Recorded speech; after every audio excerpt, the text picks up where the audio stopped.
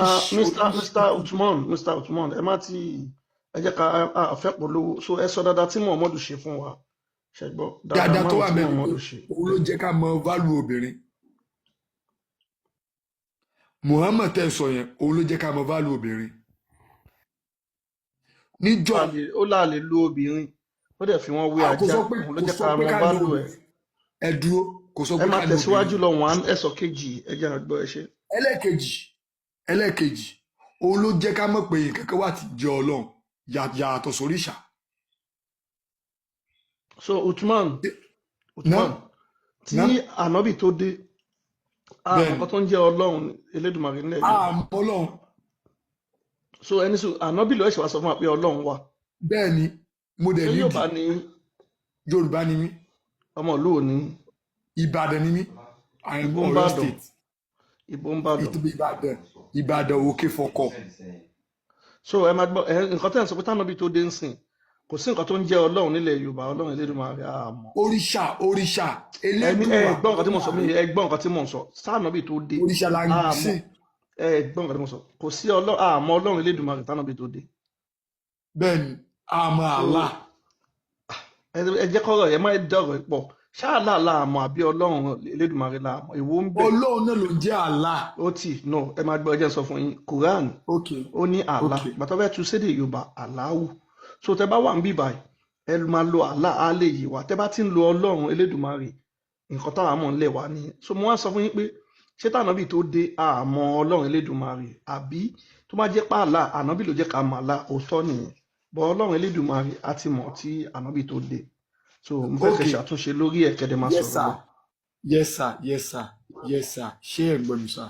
bẹ́ẹ̀ ni mo wà pẹ̀lú yín bàbá. mo ti ẹ̀ láìkì làákàyè ò ní dọ́ba. ṣé kí n sọ àwọn kan fún yín. Ẹ máa gbọ́ kẹ́lẹ̀ tẹ̀síwájú ni ànábì ló jẹ́ ká mọ̀ Allah bẹ́ẹ̀ ni ẹ máa sọ̀rọ̀ bẹ́ẹ̀ lọ́pọ̀ ni Ọlọ́run ànábì kan ló jẹ́ ká wá mọ̀ Allah ànábì ló jẹ́ ká mọ̀ mo gbà yẹn sí yín lẹ́nu so ẹ máa sọ ẹ tẹ̀síwájú lọ ẹlẹ́ẹ̀kẹta. ẹlẹ́ẹ̀kẹta mo sọ pé ànábì ló jẹ́ ká mọ̀ pé obìnrin ní value àbí. ọkọ ìyẹn lè sọ lálápọ̀. ìyẹn mo sọ lára ọkọ.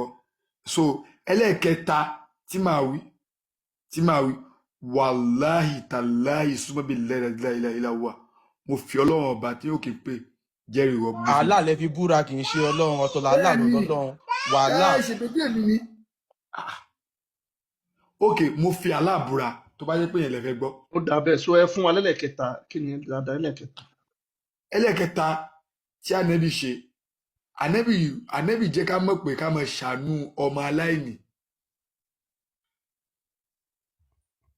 ẹni tí ò rí jẹ ẹlẹ́kẹta nìyẹn ṣé tẹ bá ti ṣe tán ṣe máa fún wa lẹ́rìí níbi tí ànábì ti ṣàánú àwọn aláìní. mo lè fún yín lẹ́rìí gbogbo nǹkan tí mò ń sọ ok ó yẹ jẹ́ àlọ́ ẹlẹ́kẹta nìyẹn ó ṣàánú aláìní ẹlẹ́kẹrin ó yá ẹṣẹ. tó bá yẹ pé with ẹ̀rí ni kí n máa fún yín màá máa fún yín. bẹ̀rẹ̀ ẹ fún wa lẹ́lẹ́kẹrin ẹ máa padà wá fún wa lẹ́rìí ẹṣẹ ó yá. ok máa padà ok ẹlẹ́ẹ̀kẹrin ànábì jẹ́ ká mọ̀ pé sibabu le muslim fosuku wakitalu kufu itu ànábì jẹ́ ká mọ̀ pé bíbú mùsùlùmí ìwé ẹ̀rẹ̀nẹ̀ ni bíbú mùsùlùmí já ìwà kiri ká mọ̀ bára wa jà. tí ó bá pé ẹlẹ́ẹ̀karùn-ún islam gangan ìṣọ̀kan ló ń jẹ́ islam ìṣọ̀kan ló ń jẹ́ islam. ó yẹ bẹ̀rẹ̀ láti ẹlẹ́ẹ̀karùn-ún yẹn báwo ni islam ṣe jẹ́ ìṣọ̀kan ó yẹ fún wa lẹ́rìí ẹṣẹ. fine làákàyè ò ní dọ́ba nígbà tẹ̀sí ń bọ̀ ṣe ẹ̀rí àbèrè àlàyé ẹ fún wa ní ẹ̀rí. nígbà tẹ̀sí ń bọ̀ ìṣọ̀kan islam. afa Uthman ẹ fún wa ní ẹ̀rí àbèrè àlàyé. ó náà mo fún yín mi ìfẹ́ sọ lára bí kúránà bá dì sí ẹni sùúrù kúránà bá dì sí ẹ máa fún wa. ẹni sùúrù bàbá yìí tẹ́ ẹ bá ṣe sùúrù àlè gbọ́ra wáyé tá a bá ṣe sùúrù àlè gbọ́ra wáyé. nígbà tí islam ń bọ̀ pé islam máa dé ìṣọ̀kan islam mú wa. àwọn ẹlẹ́bọ ìgbà yẹn ṣóyè yín àwọn ẹlẹ́bọ ìgbà yẹn ló jẹ́ kó di pé ká máa fi idà fi para wa. ẹ̀rí ẹ ti ń ṣàlàyé a ní nǹkan tẹ́sọ̀ ẹ̀kan fún wa lẹ́rìí péré ẹ máa ṣàlàyé létà ẹ fún wa lẹ́rìí ẹ̀ pé ìsìláàmù ẹ̀rí ìṣọ̀kan náà ló kọ́ mú mo wá ti báwọn fún yín èèyàn ní o ṣé ẹ̀rí náà kọ́ níbo nìyẹn láti ni máa kàánù Quran àbádìsì nǹkan tó ń pè lẹ́rìí nìyẹn hadith ẹ ẹ lọ máa gbọ́ ẹ máa wo gbọ́ ẹ máa gbọ́ tí bá sọ fún yín sí pàánà bí ìyá An-Nawawi wèrè ẹ máa gbọ́ tí bá nànà bí ìyá An-Nawawi wèrè rí ń sìn máa fún yín lẹ́rìí ẹ̀ pó ya wèrè ẹ̀yin sọ̀rọ̀ kan sẹ̀ fún wa lẹ́rìí ẹ̀ nǹkan tá à ń sọ nìyẹn ẹ ṣe. ẹ lọ wo An-Nawawi hadith An-Nawawi ṣé ń gbọ́ ẹ kàn ní ká lọ wà náà wà wí like kí ẹ pé tán tákàn máa lọ gbé àná wà wí hadith An-Nawawi ah, ẹ nọ́mbà tẹ bá pàdé sáṣà ní nọ́mbà ẹ kàn máa ní ó dàbí kàn ní nọ́mbà ẹ lọ́wọ́ yẹn sọ nìkan ni ẹ máa mo gbọ́ tí o kíkan ní ẹ lọ́wọ́ sọ yìí Buhari ẹ yẹ kí mi náà fìdí pé ẹ lọ́wọ́ sọ yìí Buhari sọ yìí Buhari sọ kí má fi Bukhari ni nọ́mbà sí sọ Bukhari ni ẹ bẹ́yìn náà ṣe pa alákọ̀ọ́kọ́ ni kí má fi nọ́mbà sí báwo lẹ ṣe fẹ́ rí so ẹ fún wa hadith lọ́wọ́ An-Nawawi Ànàwáwí tí wọ́n ní bẹ́ẹ̀ ni ìrètí nọ́mbà yẹn wá Ànàwáwí tó ní kẹ́ lọ wò yẹn Ànàwáwí tó ní kẹ́. mo ń gbọ́ Usman à ń gbọ́ yín Usman ẹ tẹ̀síwájú.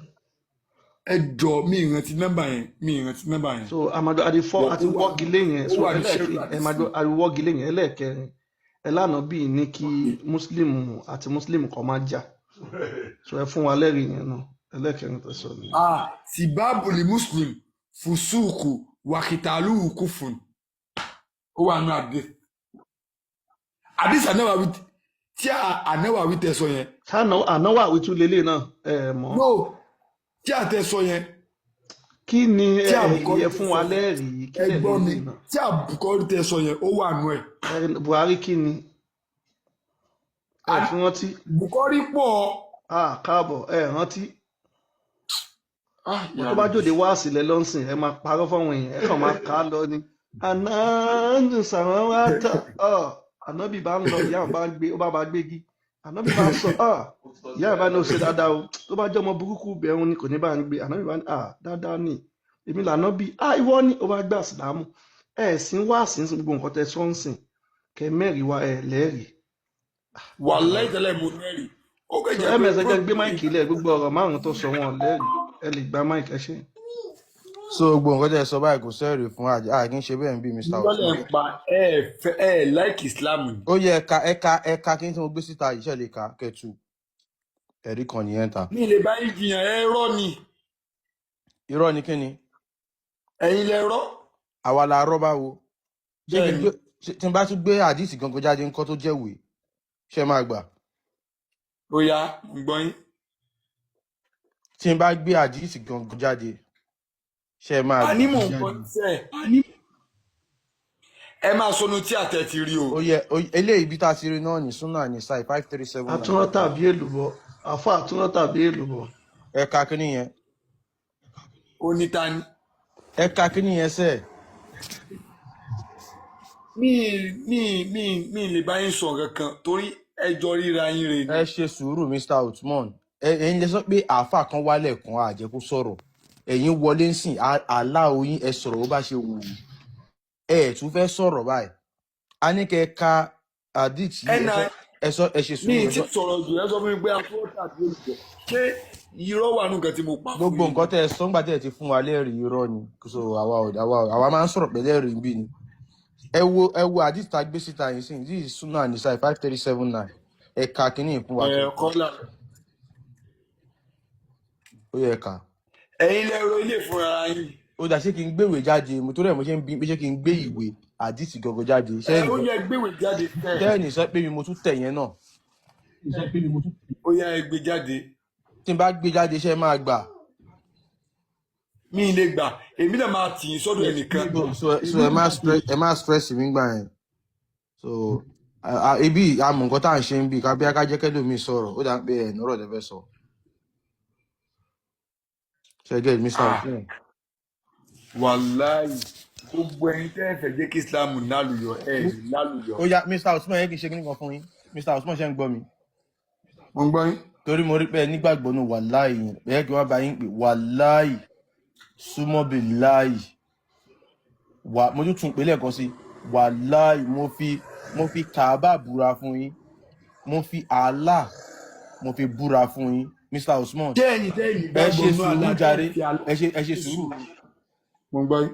ẹ jẹ́ kí n délẹ̀ tètè bá fẹ́ lo paracetamol ṣe ẹ máa nígbàgbọ́ kẹ́ ẹ lo paracetamol ni orí ń fọ yín ẹ lo paracetamol ẹ nígbàgbọ́ ẹ nígbàgbọ́ orí tó ń fọ yín máa lọ so mi ò ní láti nígbàgbọ́ tó bá yẹ pé dodo ni Quran mo fi Quran búra fún yín mo fi Kaaba mo fi búra fún yín mo fi Allah mo fi búra fún yín mo tún wá ṣe wàláì súnmọ́ bí láì mo ṣe fún yín mo fi Ọlọ́run Olódùmarè mo ti fi búra fún yín ṣì gidi ní Allah wọ́n fi ọwọ́ mọ́ ni ẹ pé mo búra fún yín délẹ̀ so anything kẹ́ẹ̀kan lè mọ̀ pé ó ṣúọ̀ nǹkan táwa bá sọ ń bí ó yé wa yékéyéké confam kò sí rọ́bẹ̀. tí ẹni sùúrù tí ẹ bá tẹ̀mọ́lẹ̀ fún mi wàláì máa gbá yín gbọ́. ó yẹ ẹ̀ka àdìtì. ó yá gbọ́ngbọ́ o eléyìí ẹ yé sọ ọ̀gá fún yín tí bá sọ òun pa àdìs. tẹ́ ẹ bá wo àdìtì mo ní kẹ́ ẹ̀ka yìí sálẹ̀ sọ yìí ni o kò sí rọ́bẹ̀ o sọ yìí ni o ẹ̀ka. tí wọ́n bá sọ òun pa àdìs ṣé ń gbọ́. mo ń gbọ́ yín. àdìsí mi ó máa ń wà dọ̀ìf. Mr. Otun gbogbo yẹn láti mọ̀ ẹ wo gírèdì àdìtì náà sọ ìdílé sọ ní àdìtì. dọ̀ìfù ni. báwo ló jẹ́ dọ̀ìf sà tí ì ká náà ẹ dẹ̀ ti ń pè ní dọ̀ìf. kò ní ìgbé kí n kà nǹkan tí mo ti rí tẹ́lẹ̀tẹ́lẹ̀ ni. kí lẹ rí. dọ̀ìfù ni. ó dáa ṣé kí n play fídíò kan fún yín àwọn ọmọ lárúbáwá. ó yá. ṣe tún ní pé fídíò yẹn náà ní AI àbí dọ̀ìf lẹ́sùn máa pè é. ìdí nǹkan ló rojọ́ dídì dẹ́kọ̀ ló máa dá. ó yá máa play ẹ̀ fún yín sí mo ti fẹ́ play ẹ̀ fún yín. so ibi àwa máa ń sọ̀rọ̀ pẹ̀lẹ́ rí àwọn èèyàn mọ̀ wá àwa ọ̀gọ̀ kì í ṣe nóbi ṣọ́ṣọ̀ṣọ́ ẹ kọ́kọ́ wọlé. You say Allah has a hand and Allah has fingers and Allah has a face. ó wá sọ pé ọwọ́ àlá méjèèjì ó ní ọwọ́ ọ̀tún ló wà. And then you say Allah's not a man. ìyẹn ìkànnì yẹn ẹ má wọrí ẹ lè má gbà yẹn gbọ́ ẹ lè sọ pé ìyẹn àwa ni ẹ tún gbélé. So Allah described in the Quran that he has a face. Allah mentioned that we made Adam by our hands. Allah described in the Quran that he has two hands. The hadith says very clearly that both his hands are right. We believe that both of the hands of Allah are right. كلتا يديه يمين. Both of them are right. How? I don't know. The saq here refers to Allah's shin.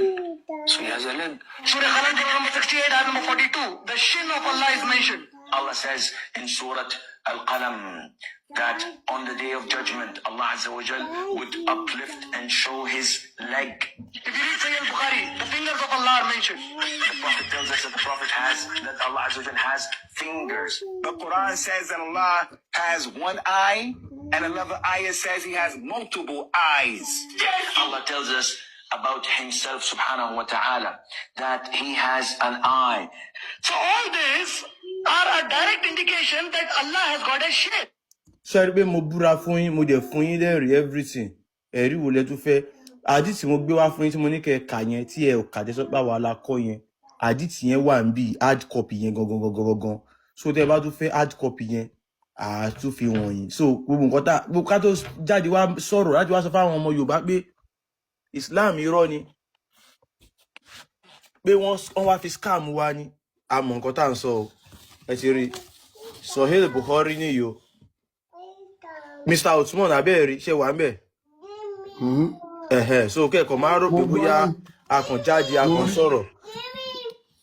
Súnà Ibn Majah ló wà mí. Kí n fún yín tíra mi. Kódà kí n fún yín báyìí. Òun ìmí ìtúlélẹ̀. Ẹni sùn ó ní jẹ́ pé ẹni sùn. Ìmí ìlélẹ̀ ẹ má wọrí ìmí ìlélẹ̀ ṣe ṣe rí. Kí eléyìí Súnà Ibn Majah lélẹ̀. Súnà Ibn Majah lélẹ̀ ṣe ṣe rí. Súnà Ibn Majah. Ó dà. Ẹ jẹ́ wá sọ ẹ jẹ́ kí ẹ má wọrí ẹ jẹ́ kí n fún yín míì àdìsí ta ní kẹkà lẹ́ẹ̀kan tẹ́ sọ pé ẹ̀ẹ̀ka òun rẹ̀ súnà ní sáì ni ṣe rí abẹ́ rí so ó tún sì kú o kò tí tan tàfsírì náà wá o òun rẹ̀ gbogbo àwọn tí àyè gbogbo àwọn tíra yìí náà gbogbo àwọn tíra yìí lẹ fi ń pe àwọn àfa yìí lóní mímọ́ gbogbo àwọn tí àtẹ̀ ń sọ gbogbo àwọn tíra yìí lẹ fi ń pè wọ́n lóní mímọ́ sọ yìí mùsùlùmù ni ṣé ẹ ti sọ rí ibi kí muslim yìí ṣe mọ̀ pé àmì ìjẹ́sì wà náà hello ṣé ń gbọ́ mi àwa ti fi àwọn ṣé ń tíra gbọ́ yín mi wọ̀nyí gbogbo ìtẹ́ ń sọ ẹ yìí kalẹ̀ a ẹ dẹ̀ ti kalẹ̀ fún o yín lẹ́rìí mo dẹ̀ yìí ti búra fún ẹ yín kalẹ̀ so o kí lẹ tún fẹ́ àwáwí ni máa ń tàn jìgìdì wí àwáwí. ẹ jìgìdì kalẹ̀ lálá o so èrè lásán ni olúwa ilé ìkábà ẹ káàbọ̀. ó ní ọwọ́ ọ̀tún méjì ẹ káàtàrọ̀ àwáwí ni ẹ Mr. Usman kàn ń wí ẹ ẹ̀ka ká àdìtì ẹ irọ́ káàtàrọ̀ ẹ̀ka ilé irọ́ ẹ̀ka Quran irọ́ kí lẹ wá fẹ́ kà ẹ má bínú ẹjọ́ ẹ ní ẹ sùúrù kalẹ̀ ẹ ní sùúrù sà kódà náà a máa fìwé yín hàn yín ó máa wá di mo kà mí kà kà kà mí kà kò make sense tó bá ti mọ̀ pé ẹ lè kà nǹkan ẹ lè ṣe ẹ ń bọ̀ àwọn comment section kẹ́ máa gbádùn program ẹ káàbọ̀ nà ẹ jẹ́ kí Mr. Wálé èmi dẹ̀ tètè. èmi mo nígbàgbọ́ nínú Allah ṣé ìwọ mi bẹ́ẹ̀ mo nígbàgbọ́ nínú Allah mi ò mọ tẹ́yìn nígbàgbọ́ nínú ẹ̀ but nísìnyí tẹ́ tí wàá sọ fún wa pé ká má nígbàgbọ́ nínú Allah mo dẹ̀ gbọ́ tí bàbá yẹn béèrè pé kí ni ká dẹ̀ máa ṣe ẹ̀rí nǹkan kan fún wọn so ẹ̀yìn ẹlẹ́mi náà ti fẹ́ béèrè pé kí ni ká wá máa ṣe ìgbà tẹ́ni ká má tó nígbàgbọ́ nínú Allah sí kí lè fẹ́ ká máa ṣe báyìí sí. ẹ bàbá mi ẹ ṣé gan ṣé rí bẹ́ẹ̀ ṣe wà yìí àgbàlagbà ni yín ó ṣe pé èèyàn kan ṣẹ̀ máa sọ fún yín pé nǹkan báyìí ni kẹ́ ẹ ṣe nǹkan báyìí ni kẹ́ ẹ má ṣe ó yẹ kéèyàn wà depending on himself láti choose and nǹkan tó bá fẹ́ choose láti ṣe ṣé èèyàn ní ìwádìí lé lórí ṣé nǹkan tí mo fẹ́ ṣe yẹn kí ni reason tí mo fẹ́ fi ṣe àbí ẹ fẹ́ ṣe nǹkan yẹn torí pé èèyàn kan sọ pé yá máa ṣe eléyìí ni kò ṣe má ṣe lè èèyàn ti di don baby nìyẹn náà wọ́n fi remote ń control ó yá ṣe lè má ṣe lè ìyá eléyìí ni kò ṣe no àwa ò single sọ fún yín pé nǹkan báyìí lẹ ṣe you are a grown up man ẹni máa níyàwó ẹ máa lọ́mọ sílé tẹ̀ sọ fún yá lọ ṣe báyìí lọ ṣe báyìí èèyàn kan ò lè sọ fún yín pé nǹkan báyìí lẹ máa ṣe nǹkan tí platform wa wà fún ká ka Quran ká kàdíìtì gbogbo irọ́ táwọn àfáà ti pa kí wọ́n wá ṣàlàyé àwọn irọ́ yẹn ẹ̀yin tẹ́ bá wá gbọ́ it is now your decision to choose ṣé irọ́ táwọn àfáà ti pa mo fẹ́ tẹ̀lé ni àbó òótọ́ the decision is left for you to take ó dẹ̀ bí ìwọ̀n ní kó má mu sìgá ó wá ní bá ní kí n má mu sìgá mọ́ kí ni kí wá máa mu ẹ máa fa kólóòs